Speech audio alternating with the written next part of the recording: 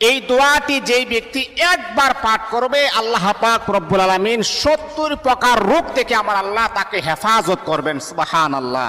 বড় মর্যাদাশীল একটি দোয়া আমার প্রিয় বন্ধুগণ। একবার যদি আপনি পাঠ করেন, এর মাঝে নিম্ন স্তরে যেই অবস্থাটা সেটা হচ্ছে আল্লাহ পাক রব্বুল আলামিন আপনার দরিদ্রতাকে আমার আল্লাহ দূর করে দিবেন। আপনি অনেক অভাবের ভিতরে আছেন, মাত্র একবার আপনি পাঠ করুন, দিনের বেলা অথবা রাতের বেলা যে কোনো নামাজের পরে একবার পাঠ করুন, আল্লাহ পাক রব্বুল আলামিন 70 প্রকারের বিপদ থেকে আমার আল্লাহ কুদরতিভাবে হেফাজত করবেন। এর মাঝে এক নম্বর হচ্ছে দরিদ্রতা। কোনো মানুষ এমন নাই যে তার দরিদ্রতা নাই, দরিদ্রতা থেকে আমার আল্লাহ আপনাকে হেফাজত করবেন। আমার প্রিয় বন্ধুগণ, দোয়াটা খুবই চমৎকার একটি দোয়া। দোয়াটা হচ্ছে লা হাওলা ওয়ালা কুওয়াতা ইল্লা বিল্লাহি ওয়ালা মানজা মিনাল্লাহি ইল্লা ইলাই। এই দোয়াটা একবার পাঠ করবেন, আল্লাহ পাক আপনাকে 70 প্রকারের বিপদ থেকে কুদরতিভাবে আমার আল্লাহ হেফাজত করবেন।